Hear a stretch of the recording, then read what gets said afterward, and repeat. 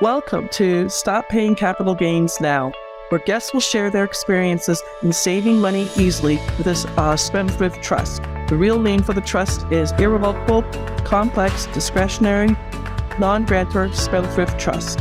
Capital gains are currently 23.8% on any profits, be it a crypto investor, crypto miner, real estate investor, day trader, forex, stock market trader. Your guest is Sally Gimon, and I want to make sure that you can learn how to save money easily. Hello, ladies and gentlemen. Welcome to Stop Paying Capital Gains Now. I am very honored to have one of my mentors, Casey Eberhart, here. He is into all kinds of things. He understands what capital gains are because he probably has to pay some of them. So Casey, I want to say thank you for spending some time with me. If you don't mind, how did you get started in what you do?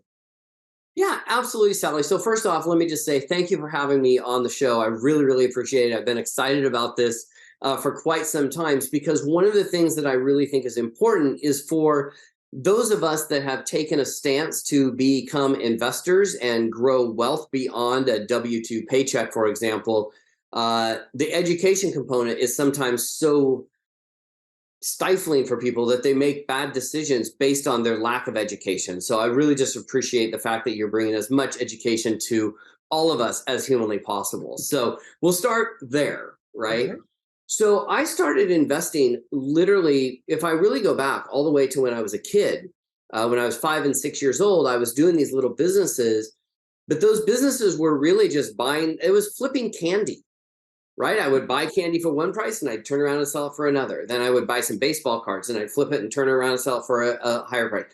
I was selling silver coins. I'd buy a silver coin or a silver 1 ounce bar at Elvin's, which later turned to Fred Meyer in the Northwest. And I would sell it for $2 more. And I just started to build up this idea that I could essentially flip stuff, right? And if we really look at investing even today, isn't that what we're really doing? I'm taking cryptocurrency, I'm buying it, and I'm flipping it later down the track for a higher price. The spread, obviously, in there is taxed at capital gains rate, right? And so one of the things I think is really important is to recognize how much of our money is actually going towards capital gains in the first place. And it sounds really cool and sexy for people to go, oh, I'm an entrepreneur and I've got all this 1099 money and this da-da-da-da-da-da-da-da, until you start to put a tax strategy into play. And tax strategy is as important, if not probably more than some of the investment advice and the investment deals that we take, because bad strategy can wipe out the amazing investment that you have way faster than the opposite. Exactly. Very, very, very true. You know, for an example, I have a client who was working full-time as an IT professional and then part-time on the weekend at the tractor store trying to be an investor. And he's just like, oh my God, why didn't someone tell me this? So tell us what you like to invest in. What is your specialty, or what all do you invest in? Yeah, so I'm not trying to put you in a bad spot. Oh, you're not putting me in a bad spot. Not at all. Not at all. I think education and conversation like this is huge. So let me start with more of a little story. My grandfather was an entrepreneur. And when I say he was an entrepreneur, he truly, truly at his core believed in multiple streams of income. And it wasn't multiple streams of income. It was multiple rapids of income, right? And one of the things that he taught me at a very early age was the diversification of those investments, right? So for me personally, I joke sometimes with our Platinum Inner Circle members that it's not really even a joke, it's just reality, that there are some people that are on one end of the spectrum that they want to invest one thing only, and they want to get really, really good at that investment, whether it's stocks, bonds, real estate, crypto, baseball cards, model cars, sports cars, memorabilia, whatever it is. They do one thing, right? And then on the complete opposite side of the spectrum is what the focus people will say, oh, you're squirrel chasing and you're multiple hats or whatever. And that's having a bunch of different platforms. Well, I fall on whatever's that, like four steps past the standard rhyme, right? And that really came from I lost $1.5 million in a business deal early on in my career. I had sold a company, I had exited a company, I made $1 million, and a year and a half later, I had lost $1.5 million. Right? Not the best strategy. Turns out it should go the other way, right? But what that taught me was that in that moment, I had everything in one basket, everything I owned, right? And so I just made the stance there that I would become an above average investor in a bunch of things rather than trying to specialize in one. And I get bored really easy. I mean, I'm just one of those guys who gets bored really easy. So I like to say that I am deal agnostic, meaning I'll invest in pretty much anything. So currently, like if I look across the spectrum of my portfolio, I have some money in real estate syndications. I have a lot of money wrapped up in crypto trading, cryptocurrency trading bots, crypto trading long short positions. The stock market, I scare people with the amount of different levels that I play in the stock market. So whether it's in the options market or buying and selling calls and puts and selling puts and buying calls and kind of playing around all inside of there. I run a baseball card collection company, which I don't really talk about a lot, but I didn't know that. I was just in London. It was all the World Cup cards. Do you know anything about those? Yeah. Nope, but those are the type of things that I would just buy. So on those, I'm a kind of buy and hold. I take everything really back, Sally, to kind of this concept of real estate. In real estate, there's so many different ways you can play it. You can buy it and hold it. You can house hack it. You can flip it. You can, buy it and then split it up. But there's the same concept with all of these investments from my perspective, right? So I invest in silver coins. I think it's really good for everybody to have some precious metals in their portfolio. Why? Can't really give you the backstory of why. It's kind of a thing. If everything goes to hell in a handbasket, I want to be able to have something that I can trade to go get some carrots with. Even though I hate carrots, but you know what I mean, right? I have relatives. My uncle Paul, age 11. His family's Japanese American. They were put in internment camps. They lost everything. I mean, he never trusted a bank after that. So yeah. So it's I have what's called some PAM accounts and some PAN accounts, which is their trading and their mirroring other traders. I've got some gold accounts that are trading. I like to do stuff that's fairly passive, but unfortunately, with that passivity, I don't know if that's the right word, a lot of times that comes with capital gains attached to it. Right. So I run a lot of cryptocurrency trading bots. So it'll fluctuate. The more a coin is volatile, the trading bot is buying and selling it. So I only make probably 25 cents a trade. But if that thing is going off 4, 5, 6 times an hour based on criteria I've set up, let's say I make $10 a day, for example, or $100 or $1,000 or $10,000 a day, that's all cap gains because those are coming in such short, rapid fire succession. I just literally did what is it? Bitcoin versus your thing, and another one. My real estate deal came in 2 days before Thanksgiving, and I didn't do it before I went to London, so I did that this morning. So yes, I'll be just like you. So thank you for introducing me to crypto bots because it sounds. I think it's going to be fun just checking it once an hour. Like, oh, look how much I made. So. Yeah. And what is when I look at investing as a whole, I have a philosophy, and I don't know whether it's good, bad, right, wrong, or whatever. I think everybody as an investor has their own level of comfortability with what they're investing in, and I think they have their own level of knowledge of what they're actually trying to do. Right? For me, I'm trying to create passive income. Right. So I have literally, it's right in front of me. I could sit and read all 10 of them to you. I have a list, and you know me, I've mentioned this before, that are right in front of me. I have my Richer Everyday 10 Money Commandments. The number one on there is we make money so we can buy income. Okay. Now, I think a lot of people, that might not work, right? They're putting money in real estate. I like to invest in real estate that has cash flow. I'm okay giving up some of that appreciation if I can have the cash flow, right? I love affiliate marketing, right? Now, some would say, well, that's not really investing, but it is. I'm investing my time, my energy, money when I'm promoting it and running ads against it for a return, right? But if I have one affiliate model right now that I pay, well, I actually don't pay anything for it, but let's just say that I pay $50 a month or $60 a month to have an account, but I make $5,000 a month on the residual payout of that. That's pretty much all. That ain't going to be taxed at like, oh, let's just have a good time tax, right? Doesn't take too many of those, but what are we actually doing? So I think it's really important that all of us, before we even talk tax strategy, really come up with what's the philosophy that we're going to use to invest and how are we executing on that plan. Right? Yeah, I think it's also, and I also think, Sally, one of the things that people don't really talk about, and I know you talk a little bit about it, I talk about it internally with friends of mine and other investors. I think it's also really important that we understand where we fall on the risk spectrum. Yes. Right? Like I am very, very high risk. I invest in crazy stuff that I would never tell anybody about because it's so wackadoodle. It's crazy, but I have a high tolerance for risk. Somebody who's making $50,000 a year at a job, like, as a PE coach at a high school, may not have that same level of freedom to make those risk choices. Right. And so I think that's one of the other things that is so important from us, for investors, to have a conversation and say, listen, are we super risky, super conservative? Do we have a blend?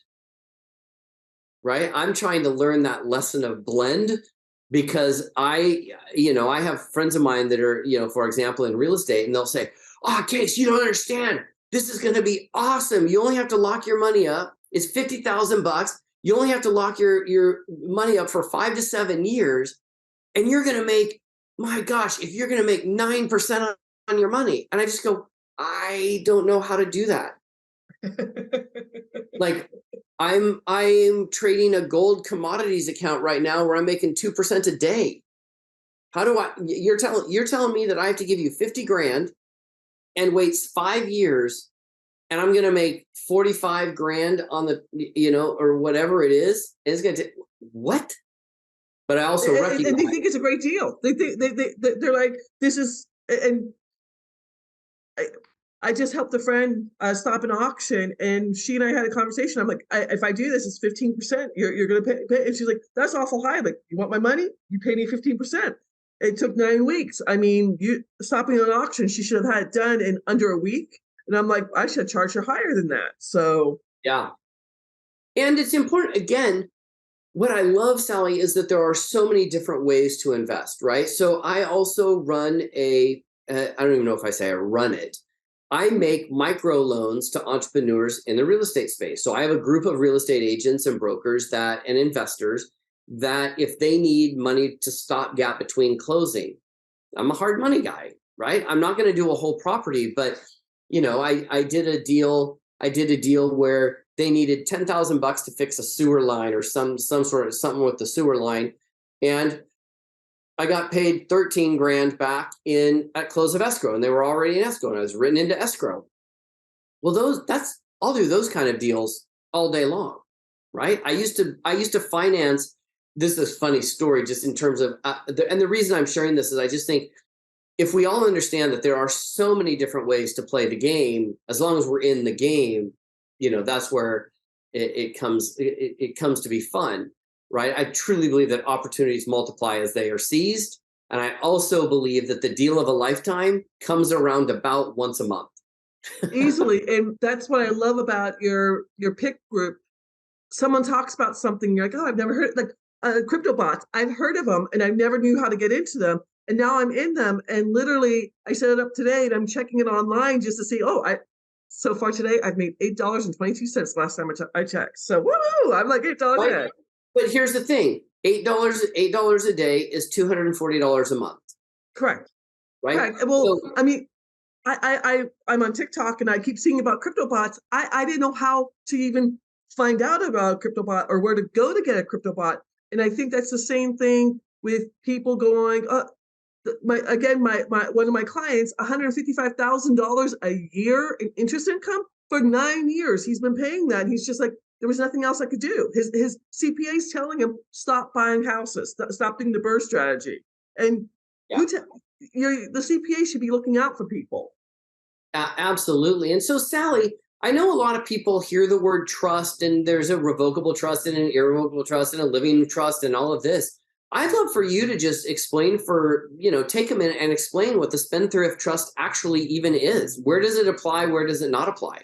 I know I'm reversing this on you. I know I'm reversing you on this, and I'm all of a sudden now doing the interview questions. Well, there's both the business and the beneficial trust. The full name is 5 names, irrevocable.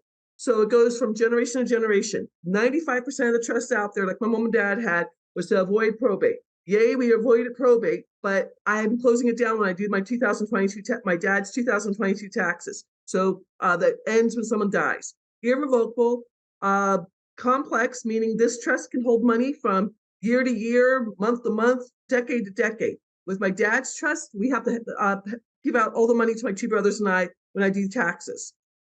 Complex, the trustee gets to make the decisions. One of my clients, they have 5 apartment buildings in California. Their only child is involved in drugs. They make her do a drug test 4 times a week for her to live for free in one of their apartments. She tried suing them, and the judge is like, no. So the next one's non-grantor, makes it 100% private. So your information, if you've got an LLC or a C Corp, that's anybody can get that with Freedom of Information Act. This is completely private. And then the last part is spendthrift. So you can do everything you do with your LLC or your C Corp as an entity on its own. So it owns my life insurance policy. It owns my car. It owns my brother. For my brother, it owns his house. I live with my brother right now. But I mean, it's this. If the Rockefellers can have it, why can't we have it? I mean, Casey, you're in the same level as the Rockefellers. I'm down here with the Joneses right now. But I mean, everyone should be able to know about it and do something with it, if that makes sense.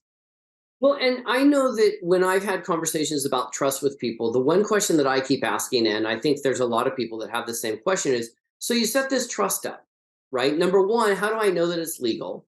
And number Right. 2, how complicated is it for the trust to own your car or the trust to own your life insurance policy versus you, Sally, owning the life insurance policy? First off, it's legal, it's patented. So the U.S. Patent Office has a patent on it.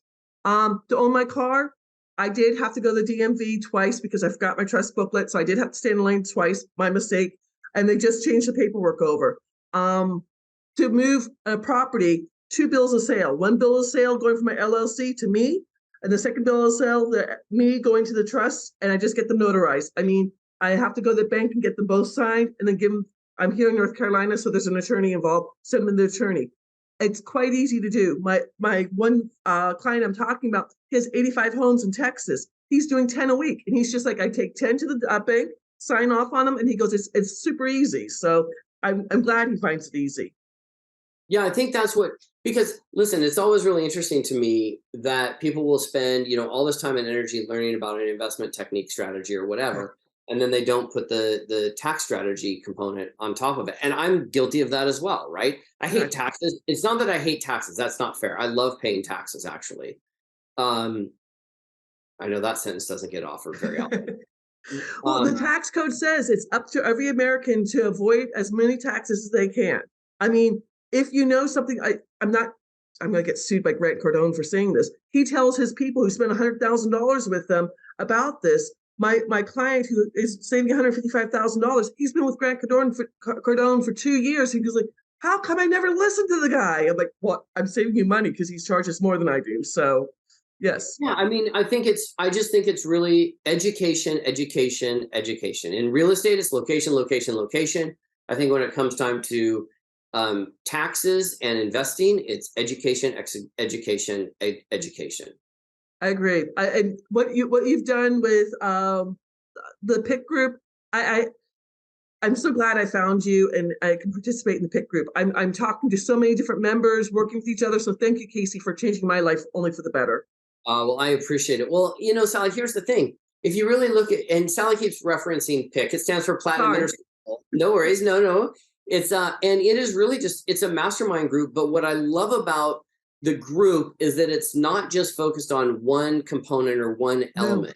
It's really, I like to position it somewhat as a buffet in Las Vegas. There's a bunch of different things for people to play with, and you can either scoop it all on your plate and get stuff, or none and go sit and hang out with your friends or sample or whatever. And so one of the things that's always been important to me was this investing. And I've always been an investor. I've always played the investing game. I started playing the stock market when I was 15 and I saw the movie Wall Street. I literally was in 10th grade. I drove up to Dean Witter and then across from the tennis club, and I walked in after school and I was like, I need a broker. And they're like, what? I'm like, oh, no. Yeah, this is totally what happened. And so one guy there, I was 15, I didn't know anything, took me in the back in his office, and literally from about 3 o'clock in the afternoon until midnight that night, 9 hours, sat in his office and basically just kind of just like brain dumped everything about the stock market. How fantastic to find someone like that. Oh my gosh, if it weren't for him, I would have never got involved in the stock market. And I remember that I walked out of there buying 100 shares of Fruit of the Loom underwear company for $5 a share. So it was $500. It was everything I had at the time. I was a sophomore in high school. And I sold that stock less than 2 weeks later for $11. So I bought it for 500. I sold it for 1,100 in a couple of weeks, and I was just hooked, right? That was that. Wow. So I always tell people, like, first and foremost, get involved somehow, find something. We've got, I bring a lot of goofy stuff to the Platinum Inner Circle. I buy businesses. I sell businesses. I just closed and I think you know a little bit of this story, Sally, but I literally bought a network marketing position from a politician because she couldn't. I forget what the group was. I don't know it very well, but it's. Yeah, I'll leave the name of the company over. I don't want this. I want you guys to think of like conceptually versus me trying to pitch that deal. But it was a position in the network marketing space, multi-level marketing to some of you. And I just know, because I've been in that space before, that those positions can cash flow if you're treated like an actual business. Most people don't treat it right, don't think it's like a business, whatever. I'll leave that for a different training. But I ended up scoring that entire deal for what I think is a hilariously low amount of money, because it was for a politician. She needed to get out of the deal because half her team was mad at her, half the team loved her. The company hated her because she was very controversial, because she's a politician, right? And the upline had been blocked from marketing or talking to any of the people in this organization. So I basically came in, bought the position out. We closed on that position. It will be 2 months in 10 days from now. I just looked at the calendar. So 10 days from now, I will have owned that position or that business for 2 months, exactly 60 days. Here's what's really cool. I will, on the 15th of this month, now I'm leaving the month out specifically here, in 10 days, when we get paid this, I will have already recouped all of my original investment back. I will have also made enough money to pay for the qualification at the highest level for a year. And I will also have paid for my product use for that company for over a year. And I will be into an infinite return on my money. Right? Fantastic. Yeah, it's awesome. So the gig is now to take that seed money. We've now taken all the risk off the table. There's zero risk in that. Now go find the next one. Now go find the next one. Now go leverage, and hope that you can keep the game going, right? I love hearing your stories. Don't laugh at me. I'm walking with my computer because the battery's just about to die. What a horrible way for me to prepare for this. So excuse me for doing this. No worries. No worries. And Sally, I think that's really important for all of us, is to be looking at what are the kind of things that we're interested in. Right. I have a lot of clients that are that want to get into the network marketing space. Right. And I'm like, listen, it's an awesome profession if you can make it work. I've grown 3 companies, made a bunch of money at it. I get it. I understand it. I know how the game is played. Right. However, now that I've bought one position and it's cash flowing for me, instant cash flow, I've done zero work. Fantastic. I just unlocked the value that was locked up in there, right? And that's a really important thing. It's like the burst strategy. in real estate. Correct. I basically bought a piece of property. I rehabbed it, meaning I got it all set up to make sure the auto ships were correct and making sure all the qualifications were done. I then, rehabbed it a little bit further by allowing some marketing to take place inside of that group. And I basically refinanced it, meaning I basically took all my cash out, and now it's basically a completely paid for asset. Returns. 100%. That see, the problem is, Casey, people don't think that way. I mean, when you first start talking about doing the MLM, I'm like, why would you want to do that? And that, it makes complete sense, but my mind is not broadened enough yet. That's Well, not yet. let's even take it a step further. I have a life insurance policy. Well, I have 9 of them that I've set up as banks through Infinite Banking. So yes. now what I do is I take money out of my own bank, pay for these businesses, let them cash flow off, and then take that money and pay it back to myself. So I'm actually borrowing money that's tax-free out of my own life insurance thing, and I'm paying myself back essentially about a quarter point annually. So I just did that with my Infinite Banking too. I $40,000 interest only loan, made an extra $40,000. She wanted this stop, the auction stopped. I took the extra, $44,000. I took $22,000 from that bank. I got paid back. I mean, I'm making interest on it, plus the 4% compound interest rate, plus the dividends, and it's just everyone's like, "How?" And like, I'm using the money to make money. Yeah, I mean, it is. It's amazing. And I originally found out about Infinite Banking in college. I shouldn't use this name, but she was the granddaughter of a chocolate family, and I wish I'd started 30 years ago when I found out about it. But now that I'm doing it, I can't tell enough people how they're supposed to be doing this. It's first off, pay down the debt you have. I mean, one of the things I'm starting, because the reason I joined your group, Casey, is a statistic I use: 80% of Americans have more than $90,000 in debt and not saving for retirement. That's 80% of the people out there. And if they just learned one thing to make things a little bit better, or to pay off a credit card, or buy a new car, it could change things for everybody. Yeah, well, I'll tell you the stat that always freaks me out. And this was a stat. I let me say for the record, because I like being transparent and I like not being fact checked. So I will say that this was a stat in the last real estate downturn. Okay. So let me just say that 2018 we're talking about. Yeah. So I might be off on my number here, but the stat at the time, and let me say, this is what drove me. So even if the stat isn't real or isn't as real as I'm going to say it is, it still drives me, right? And that is that that something like 90% of people that lose their homes are within $250 a month in income of saving that home. Yes, I've heard that too. Right? Now let's think about that.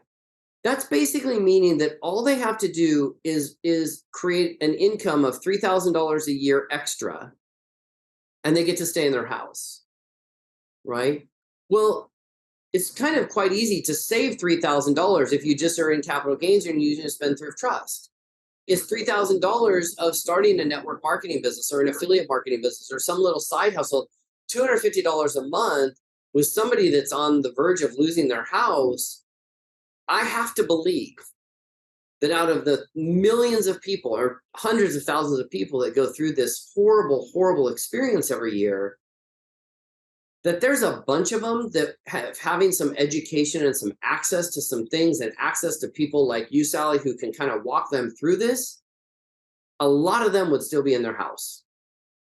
A lot of them would still be in their house. A lot of them, I mean, I have so many friends who are going through divorce because of money situations. I mean, I go from you love somebody to you can't stand their guts because they spend too much money on cigarettes or they spend too much money on alcohol or something. That's just so wrong. So yeah, it's huge.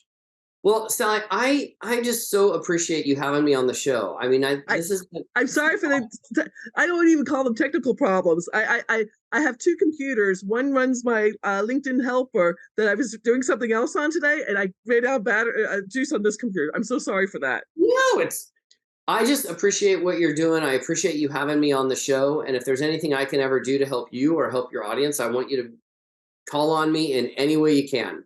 Thank you, Casey. Last thoughts. What would you tell the audience? What is your just do it moment? Or Whatever you have to do to create a tiny bit of money each month to invest in something, do it. If it is going to Coinbase and saying, I want to spend $5 a week buying Bitcoin, get doing something. Do something. Is it $5? You know, for me personally, I started small. I said, whatever money I spend at Starbucks, I'm going to buy in Bitcoin. So instead of buying a $5 Starbucks coffee, I knew it was $10 because I knew I had to go buy $5 in Bitcoin. And then all of a sudden I figured out that I could put $10 in Bitcoin and not drink the coffee and have it compounds. I'm also a huge fan of the Robert Kiyosaki book, Rich Dad, Poor Dad, for somebody just getting started. There's a ton of different things out there. Go, attach your hitch to Sally. Go follow her on TikTok. You're going to learn a ton about some really cool, amazing stuff, and just get in the game. Today, I had to get an Uber from the airport back home at 6 o'clock this morning. Today, she was doing Uber because she bought a car she couldn't afford. I'm like, why'd you go out and buy a brand new car you can't afford? And she's like, well, I'm going to Uber until 8 o'clock, and then I have to go to my day job, and I'll Uber later this evening. I'm like, well, at least she's not having it repoed. I had to give her credit for that. So yeah, exactly. Thank you, Casey. I know you're a very busy person, so thank you for taking the time to be on my podcast. Thank you so much. Awesome. Thanks, Sally, for having me, and I'll see you guys next time. Take care. Bye-bye. Thank you for listening to Stop Paying Capital Gains Now. You can find out more about this at thetrustisyou.com. Make sure you hit the subscribe button so you can get this and every other episode that comes out. We have lots of great stuff coming up, so make sure you hit the subscribe button so you don't miss out. Thank you in advance for all the reviews and comments. I really do appreciate it. And I look forward to serving you next week's episode. Take care and have a beautiful week.